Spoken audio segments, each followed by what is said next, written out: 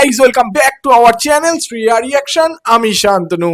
তো সত্যি খেলা কিন্তু জমে গেছে। হ্যাঁ, মানে আমি বাংলাদেশ আর ভারতের যে রাজনৈতিক খেলা ক্রিকেটকে সামনে রেখে সেটা কিন্তু বেশ জমে গেছে।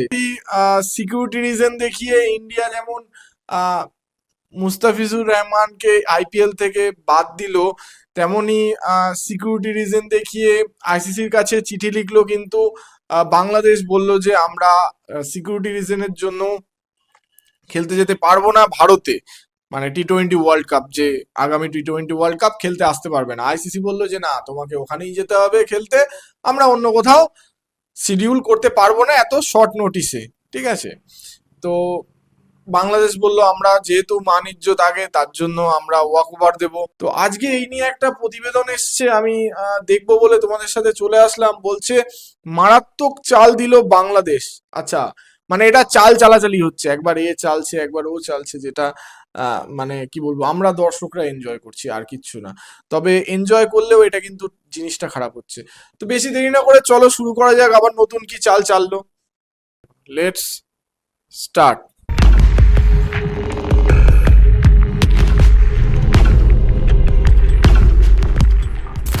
ঢাকার শীতল জানুয়ারির সকাল, হালকা কুয়াশায় ঢাকা শহরটা যেন এক অদ্ভুত নিস্তব্ধতার ভেতর দাঁড়িয়ে। ধানমন্ডির এক ক্যাফেতে বসে কয়েকজন তরুণ ক্রিকেট ভক্ত ফোনে খবরটা দেখছে। মুস্তাফিজুর রহমানকে কলকাতা নাইট রাইডার্স দল থেকে বাদ দিয়েছে বিসিসিআই। কেউ অবিশ্বাসে তাকিয়ে থাকে, কেউ হেসে বলে এটা খেলা না ভাই, রাজনীতি। কিন্তু তাদের হাসির নিচে একটা তীব্র ক্ষোভ জমে ওঠে, যে ক্ষোভ শুধু একজন ক্রিকেটারকে নিয়ে নয়, একটা জাতির আত্মমর্যাদাকে ঘিরে। বাইরে তখন ঠান্ডা বাতাস বইছে, কিন্তু বাংলাদেশের কূটনৈতিক আকাশে শুরু হয়ে গেছে এক নতুন উষ্ণতার লড়াই। শেখ হাসিনার পতনের পর ১.৫ বছরের টানাপোড়েনে ভারত বাংলাদেশ সম্পর্ক এক অন্ধকারে ঠেকেছিল।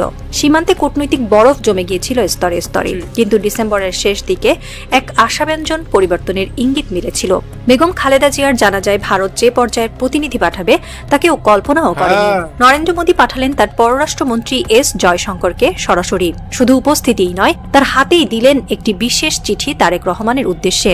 চিঠিতে মোদী লিখেছিলেন, বেগম জিয়া ছিলেন গণতন্ত্র ও মানবিক নেতৃত্বের প্রতীক। তার আদর্শ অনুসরণ করে বিএনপি যেন নতুন অধ্যায়ে প্রবেশ করে, এটাই আমাদের প্রত্যাশা। এই ভাষা কূটনৈতিক কোমলতা ভারত বাংলাদেশ সম্পর্কের গত কয়েক বছরের ইতিহাসে অভূতপূর্ব। ঢাকার কূটনৈতিক বৃত্তে তখন ফিসফাস উঠেছিল, নতুন অধ্যায় শুরু হচ্ছে। জয়শঙ্কর যখন তারেক রহমানের সঙ্গে ২০ মিনিট কথা বললেন, তখন আলোচনার সুর ছিল বন্ধুত্বপূর্ণ। বাংলাদেশের নতুন সরকারের প্রতি সহযোগিতার প্রতিশ্রুতি দিয়েছিলেন তিনি। এমনকি ফেরার পথে চেন্নাইয়ে এক বিশ্ববিদ্যালয়ে বক্তৃতা দিতে গিয়ে জয়শঙ্কর বলেছিলেন, বাংলাদেশ এখন একটি স্থিতিশীল ভবিষ্যতের পথে হাঁটছে, আমরা শুভকামনা জানিয়ে এসেছি। এই এক লাইন যেন মেঘের ফাঁকে প্রথম রোদ। কিন্তু এই উষ্ণতার ভেতরেই হঠাৎ বরফ ছুড়ে দিল বিসিসিআই। মুস্তাফিজুর রহমান, যিনি শুধু বাংলাদেশের ক্রিকেটার নন, জাতীয় আত্মমর্যাদার প্রতীক, তাকে হঠাৎ করে কলকাতা নাইট রাইডার্স থেকে বাদ দেওয়া হলো। কোনো স্পষ্ট কারণ না, শুধু কিছু বিজেপি নেতার হুমকি। সঙ্গীত সোম ও সঞ্জয় নিরুপমের মতো লোকেরা বললেই কি বোর্ডের নীতি বদলে যাবে? এমন প্রশ্ন এখন প্রতিটি ঢাকাবাসীর মনে। বিস্ময়ের বিষয়, বিসিসিআই জানত সম্পর্কের ভঙ্গুর অবস্থা। তারা জানত ভারতীয় ভিসা নীতিতে বাংলাদেশিদের উপর কঠোরতা চলছে। সামাজিক মাধ্যমে দুই দেশের মধ্যে উত্তেজনা বেড়েছে। তবু তারা নিলামে বাংলাদেশের 7 জন খেলোয়াড়কে অংশ নিতে দিয়েছিল। এমনকি শাহরুখ খানের দল কেকেআর 9 কোটি 20 লাখ রুপি দিয়ে মুস্তাফিজকে দলে নিয়েছিল। তাহলে হঠাৎ এই বদল কেন? ঢাকার বিশ্লেষকদের মতে এটা ক্রিকেট নয়, কূটনীতি। কারণ বিসিসিআই এখন আর স্রেফ একটি ক্রীড়া সংস্থা নয়, এটি ভারতের রাজনৈতিক মানচিত্রের নতুন শক্তি কেন্দ্র। এর নেতৃত্বে আছেন স্বরাষ্ট্রমন্ত্রী অমিত শাহর পুত্র জয় শাহ। অতএব বিসিসিআইর প্রতিটি সিদ্ধান্তই এক অর্থে দিল্লির নীতি নির্ধারণের প্রতিফলক। বাংলাদেশ সরকারের প্রতিক্রিয়া এলো ঝড়ের মতো।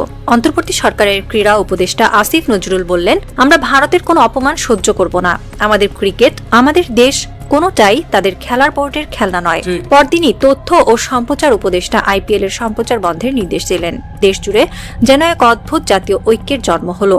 সামাজিক মাধ্যমে ছড়িয়ে পড়ল hashtag no to IPL, respect Mustafiz.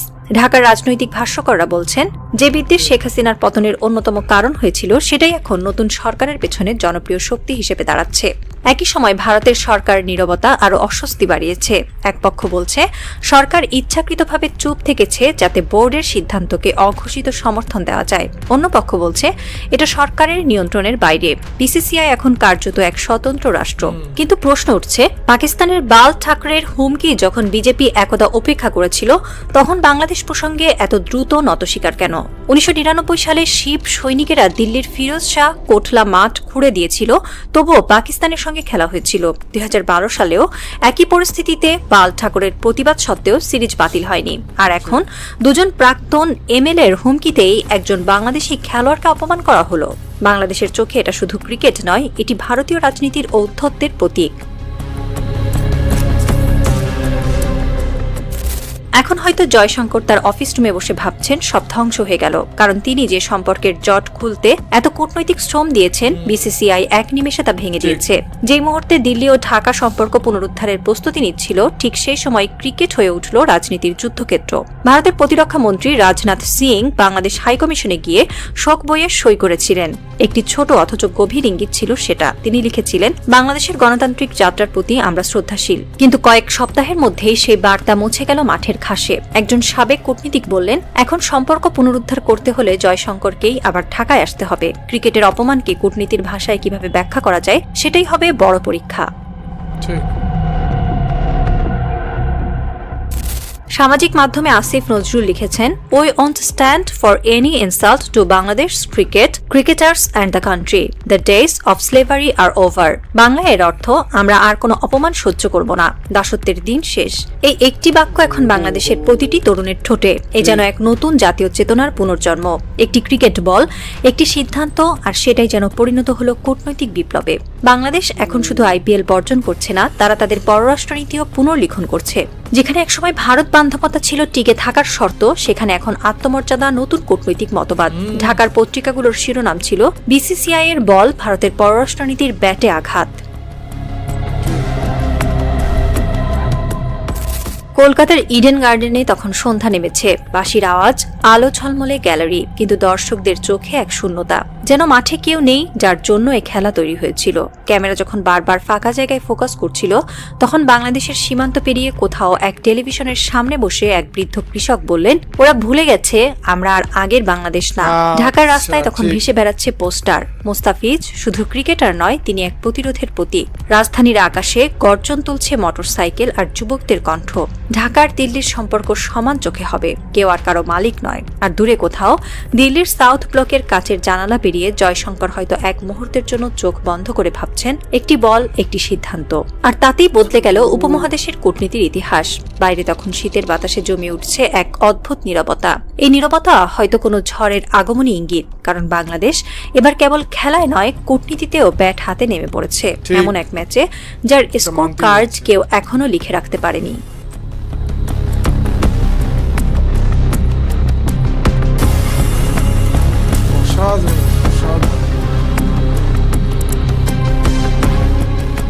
সত্যি কথা, এই প্রতিবেদনটা কিন্তু অসাধারণ ছিল। মানে আজকে বলতেই হচ্ছে, বাংলাদেশ কিন্তু আগের সেই বাংলাদেশ নেই, যেটা এই প্রতিবেদনেও বললো। এবং সত্যিও আমরা দীর্ঘ 1 বছর ধরে দেখছি, এটা কিন্তু সেই বাংলাদেশ নয়, শেখ হাসিনার সেই বাংলাদেশ নয়। এটা কিন্তু ইউনূস সরকারের নতুন বাংলাদেশ। এটা হচ্ছে শহীদ ওসমান হাদিদের বাংলাদেশ, যেটা চোখে চোখ রেখে কথা বলবে এবং সমান রেসপেক্ট দেখিয়ে, এবং তারাও আশা করবে যে তাদেরও সেম রেসপেক্ট দেখানো হোক, যতটা রেসপেক্ট তারা শো করছে।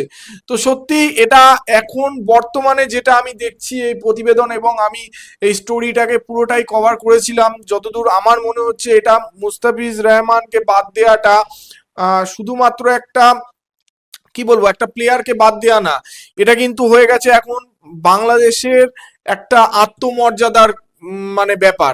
যে আমাদের দেশের প্লেয়ার যাকে তোমরা কিনলে শুধুমাত্র রাজনৈতিক কারণে তুমি বাদ দিয়ে দিলে। তো আমরাও এইবারে স্টেপ নেব, বাংলাদেশ যেটা বলতে চাইছে, আমরাও এবার স্টেপ নেব। আমরাও চোখে চোখ রেখে কথা বলবো তোমাদের সাথে। তোমাদের যে আইপিএল আছে সেই সম্প্রচারণ আমরা বন্ধ করব আমাদের দেশে, যার ফলে আইপিএল এর কিন্তু যথেষ্ট ক্ষতি হবে। যেটা একটা বলা যেতে পারে একটা হিউজ কিন্তু কি বলবো, টেলিভিশন রাইট যেটা ছিল সেটা কিন্তু হারালো আমাদের আইপিএল, যাতে কিন্তু বেশ ক্ষতি হবে। তো এটা কিন্তু একটা বিরাট, এই কন্ট্রোভার্সিটা হয়তো শুরু হয়েছিল ছোট্ট একটা সিঙ্গেল প্লেয়ারকে বাদ দেওয়া নিয়ে, কিন্তু এখন যেটা দেখা যাচ্ছে এটা কিন্তু একটা দুটো দেশের কূটনীতিক লড়াইয়ে পরিণত হয়েছে, রাজনৈতিক লড়াই, বা এটাকে কোল্ড ওয়ার বলা যেতে পারে, যেটা একটা টাইমে তোমার হচ্ছে রাশিয়া এবং আমেরিকার মধ্যে হয়েছিল। তো এই মানে যে কোল্ড ওয়ারটা কতদূর যায় এবং এর পরে আর কি কি হয় সেটা অবশ্যই আমাদের নজরে থাকবে। এবং আমাদের ভিডিও যদি ভালো লেগে থাকে তাহলে লাইক করে দিও, শেয়ার করে দিও, এবং আমাদের চ্যানেলটি সাবস্ক্রাইব করে আমাদের পাশে থেকো, যাতে এমন নতুন নতুন ভিডিও তোমাদের জন্য নিয়ে আসতে পারি। আর তো দেখা হচ্ছে নেক্সট ভিডিওতে। Thank you.